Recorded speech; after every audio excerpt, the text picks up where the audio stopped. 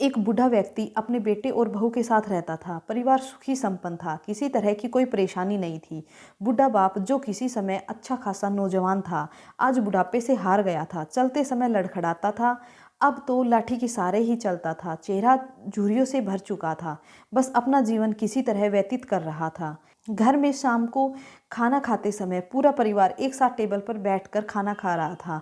एक दिन शाम को सारे लोग खाना खाने बैठे थे। बेटा ऑफिस में आया था, भूख ज़्यादा थी, इसलिए जल्दी से खाना खाने बैठ गया और साथ में बहू और पोता भी खाना खाने लगे।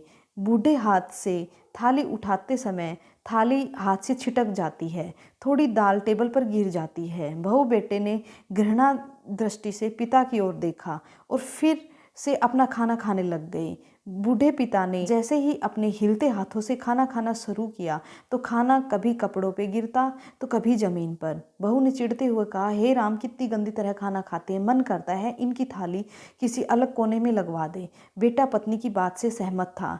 नन्हा पोता यह सब मासूमियत से देख रहा था। अगले दिन पिता की थाली उस टेबल से हटाकर एक कोने में लगवा दी।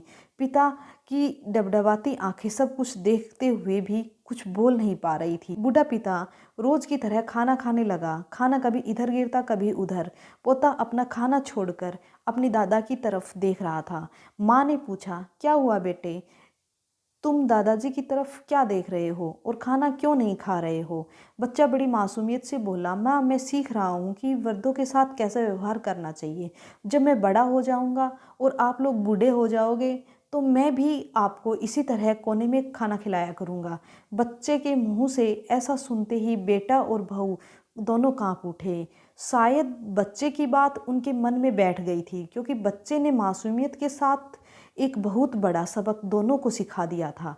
बेटे ने जल्दी आगे बढ़कर पिता को उठाया और वापस टेबल पर खाने के लिए बैठा दिया और बहू भी भागकर पानी का गिलास लेकर आई कि पिताजी को कोई तकलीफ ना हो। तो मित्रों, माँ बाप एक दुनिया की सबसे बड़ी पूंजी है। आप समाज में कितनी भी इज्जत कमा ले या कितना भी धन इकट्ठा कर ले, लेकिन माँ बाप से बड़ा धन इस दुनिया में कोई नहीं है। यही इस कहानी की शिक्षा है और मैं आशा करता हूँ मेरा इस कहानी से लिखने का सार्थक पूरा हो गया। आप इस कहानी से कितने सहमत हैं, प्लीज़ कमेंट में बॉक्स में कमेंट कीजिए। इसी तरह की और वीडियो के लिए चैनल को सब्सक्राइब कर लीजिए। वीडियो पसंद आया तो लाइक ज़रूर कीजिए। Okay, thank you friend.